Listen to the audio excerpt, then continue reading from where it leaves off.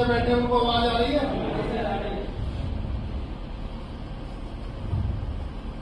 IPL sugar mill के unit head Shri Dipendra ji, deputy director agriculture Shri Nilesh Chaurasia ji, district care officer Brajesh Kumar Patel ji, हमारे प्रिय मित्र doctor विकास मलिक जी, इकरो की समस्त टीम और प्यारे अमृत इंटर्न ऑफ दिस प्रोग्राम और शुगर मिल की सारी ऑर्गेनाइजिंग टीम, इतना अच्छा प्रोग्राम ऑर्गेनाइज आप कर रहे हैं और जो आईपीएल शुगर मिल का कैचमेंट एरिया है, इसके गांव गांव तक इस प्रोग्राम के द्वारा हम पहुंच रहे हैं। ऐसे युवा साथी और युवा प्रतिभा जो मेन स्ट्रीम से, मुख्य धारा से किसी तरह से थोड़ा दूर रहे हैं,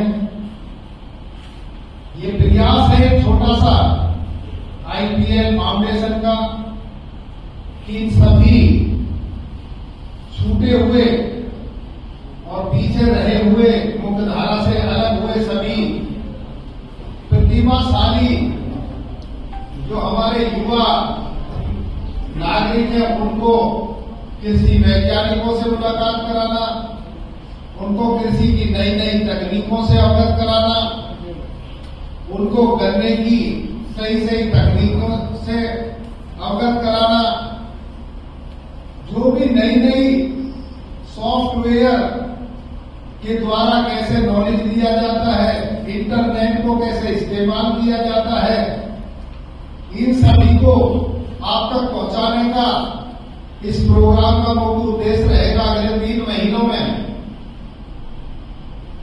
और ये सब कार्य हो रहा है हमारे आदरणीय डॉक्टर राजीव रंजन जी के नेतृत्व में। हम बड़ा सम्मान महसूस कर रहे हैं अपने बीच में इतनी बड़ी प्रतिभा को पाकर। आप बहुत कम ऐसे आईएएस ऑफिसर्स होते हैं जो स्टेट में भी चीफ सेक्रेटरी रहे हों, सेंटर में भी सेक्रेटरी रहे हों। आपको दोनों पदों को आपने सम्मानित किया है और भारत के कई स्टेट में विकास का कार्य किया है, ना एक क्षेत्र में बल्कि अलग अलग क्षेत्र में उन विभागों को एक विकास की ऊंचाइयों तक पहुंचाया है। और हमारा सौभाग्य है कि आईपीएल फाउंडेशन एक इतनी बड़ी प्रतिभा के नेतृत्व में काम कर रहा है। प्रिय मित्रों, हम सभी किसानों से जुड़े हुए हैं और अगर हम विश्व पटल को देखें तो हमारा भारतवर्ष एक विशेष स्थान रखता है। हम ये कह सकते हैं कि अद्भुत नेशन है, राष्ट्र है। और इस राष्ट्र में जो सबसे इंपॉर्टेंट, सबसे महत्वपूर्ण जो विषय है या जो एक कार्य क्षेत्र है, वो है कृषि, एग्रीकल्चर, जो कि हमारी इतनी तेजी से बढ़ती हुई जनसंख्या का पेट भरता है। और हमको सबको ये गर्व है और आप सबको भी ये गर्व होना चाहिए कि हम एक ऐसे क्षेत्र में काम कर रहे हैं जो दुनिया के लिए सबसे आवश्यक है। भोजन जीवन यापन के लिए सबसे पहली आवश्यकता है, हवा के बाद में। तो इस सेक्टर में हम काम कर रहे हैं तो आपको प्राउड फील करना चाहिए, गर्व फील करना चाहिए।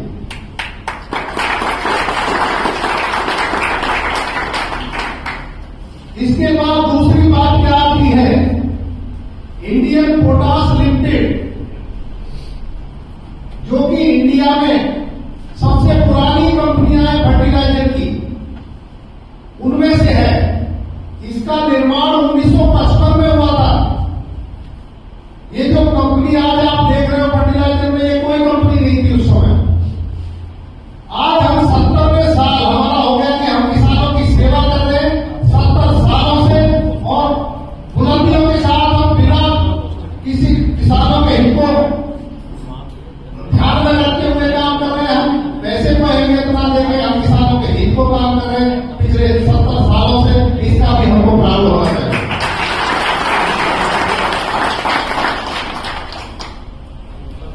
और एक आईपीएल ऐसी कंपनी है जो कि उर्वरक वितरण के क्षेत्र में नए नए कीर्तिमान स्थापित कर रही है।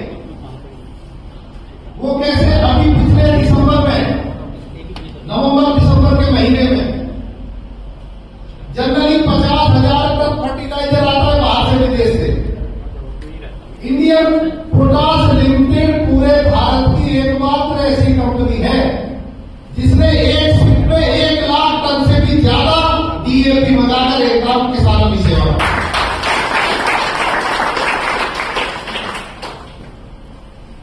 तो आप तीसरी बात यह है कि आपके क्षेत्र में इंडियन पोटास लिमिटेड की एक शुगर मिल जो सकोटी टाटा में है, और जो दीपेंद्र जी के नेतृत्व में एक कुशल कीर्तिमान स्थापित कर रही है, आप उस मिल से भी जुड़ रहे हैं, इसका भी आपको गर्व होना चाहिए।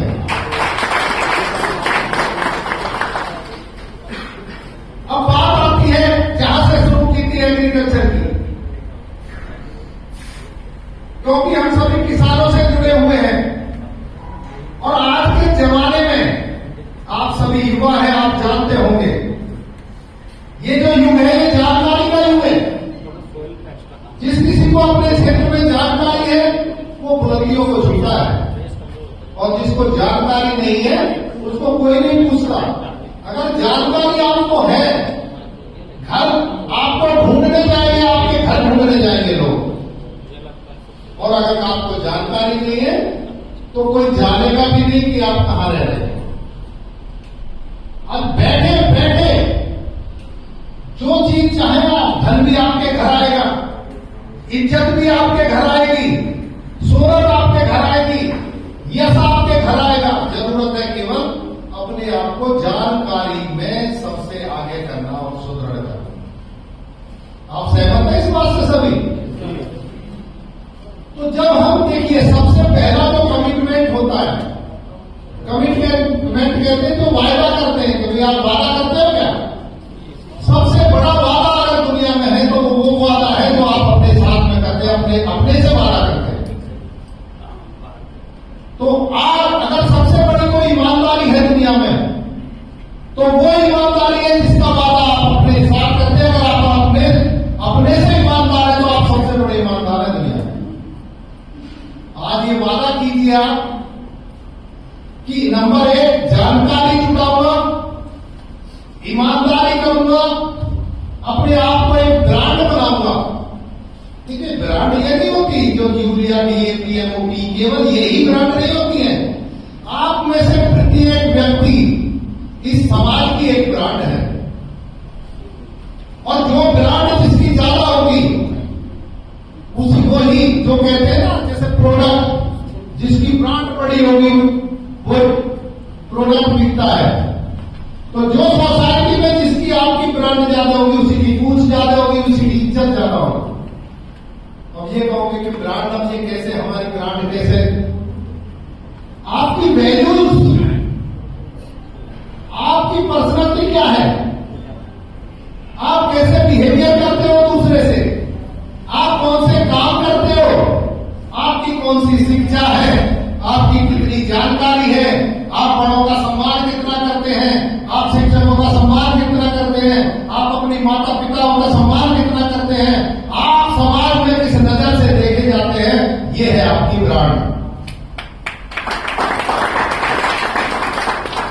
और सबसे पहले हमें विकास के लिए आगे बढ़ने से पहले, हमें दूसरों को सुधारने से बढ़ने से पहले इस ब्रांड को अपनी को मजबूत करना होगा। उसके बाद जब आप निकलेंगे, एक पर्सनालिटी के धनी होकर आप निकलेंगे, तब दुनिया आपकी बात को सुनेगी। जहां बोलना खड़ा कर दोगे वहीं भीड़ इकट्ठी हो जाएगी, जहां आप खड़े हो जाओगे वहीं से लाइन शुरू हो जाएगी। लेकिन आपको उसके लिए अपनी ब्रांड को मजबूत करना होगा। आज अपने गांव में आपने सुना होगा, एक व्यक्ति अगर कहता है तो उसकी बात को सब सुनते हैं और बड़े इज्जत के साथ में सुनते हैं और उसको फॉलो करते हैं। और कोई दूसरा आदमी बात करता है तो उसके पास से निकल के चले जाते हैं, उसकी बात को सुनने की भी कोई जरूरत नहीं समझता है। ये होती है ब्रांड। यहां से अपना काम शुरू करेंगे। देखिए 4 डी होती है जीवन में, 4 डी। सबसे पहली होती है डिजायर। आपके अंदर किसी काम को करने का जुनून होना चाहिए। डिजायर किसको कहते हैं? जुनून होना चाहिए आपके अंदर किसी काम को करने का। दूसरा डी होता है डिवोशन। डिवोशन कहते हैं समर्पण भाव, समर्पण के लिए। अगर कोई आपने ड्रीम देखा है, आप किसी काम को करना चाहते हैं, तो उसके प्रति आपका समर्पण होना चाहिए। तीसरा डी होता है डिसिप्लिन। उस काम को, उस जुनून को और समर्पण में एक डिसिप्लिन, अनुशासन का होना बहुत जरूरी है। और चौथी चीज आती है डायरेक्शन, जो कि आपको समय समय पर डायरेक्शन देने वाले लोग होते हैं, उनका बहुत महत्व होता है। जैसे महाभारत में कृष्ण जी एक डायरेक्शन देने वाले थे पांडवों। तो आज उस 3 डी को आप करेंगे। 3 डी आपके पाठ में आती है। आप डिजायर पैदा कीजिए अपने अंदर, आप डिवोशन समर्पण भाव उसके लिए कीजिए, आप अनुशासन मेंटेन कीजिए, और चौथी डी आपको देने के लिए इंडियन पोटाश लिमिटेड आपके सामने खड़ी है। आपको वो डायरेक्शन देंगे कि जो आपने सोची भी नहीं होगी। केवल आपकी तरफ से हमें पूरा समर्पण और जुनून दिखाई देना चाहिए कि हाँ आप काम करने के लिए तैयार हैं।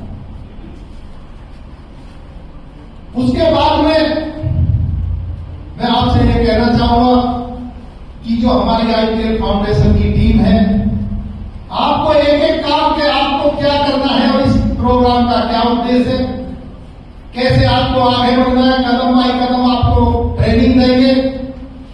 आपसे बस एक ही अनुरोध है, अगर आपको कहीं समझ में नहीं आता है तो आप वहीं पे पूछिए, क्योंकि पावर ऑफ आस्किंग, जिसको कहते हैं प्रश्न पूछने की जो पावर है, वो बहुत बड़ी होती है। देखिए आप लोग सब पढ़े होंगे, 12वीं पास है, सब क्लासों में बैठे होंगे। कुछ लड़के ऐसे होते थे क्वेश्चन पूछते थे, ऐसा तो नहीं होता था कि वो क्वेश्चन का आंसर केवल उसी लड़के को नहीं पता है जो पूछ रहा है। बहुत सारे ऐसे बैठे होते थे, किसी को नहीं पता होता। तो कुछ लड़के पूछते थे और बाकी चुप बैठे थे। कुछ ऐसे होते थे पीछे बैठते थे और क्वेश्चन पूछने में उनको बड़ी हेजिटेशन होती थी। अगर मैं ये क्वेश्चन पूछूंगा तो सब ये सोचेंगे इसको ये भी नहीं पता है। होता था नहीं होता था ऐसा? लेकिन आप सपोज कीजिए अगर जीवन में कभी ऐसा मौका नहीं आया कि आपको उस क्वेश्चन का जवाब मिल सके, तो आप पूरे जीवन के लिए बेवकूफ बने या नहीं बने? वो क्षण हो सकता था कि आपको 1-2 मिनट के लिए कोई ये सोचे कि यार इसको ये भी नहीं पता, हो सकता है वो मजाक भी करे, लेकिन वो कोई मायने नहीं रखता था उस समय स्टूडेंट लाइफ में। बहुत सी चीज आती है और चली जाती है। लेकिन आप एक डेफिशिएंसी, एक सूक्ष्मता और आप एक कमी जीवन में महसूस करेंगे अगर कभी आपको उस चीज का अवसर नहीं मिले। और ये पहली सीढ़ी है आपकी जानकारी हासिल करने की और आपको सफलता प्राप्त करने की। ये पहली सीढ़ी है कि अपने अंदर आप एक स्किल का डेवलपमेंट कीजिए कि अगर आपको कोई सवाल समझ में नहीं आता है तो आप उसको वहीं पूछिए, जब तक समझ में ना आए तभी आपका विकास हो सकता है और आप सफलता की सीढ़ियों पर चढ़ सकते हैं। तो बड़ी सीरियसनेस से, बहुत गंभीरता से एक एक कदम को आप फॉलो कीजिए, तभी आपकी आगे की राह जो इस प्रोग्राम को आपको 2-3 महीने तक करना है, वो आपकी राह बहुत आसान हो जाएगी।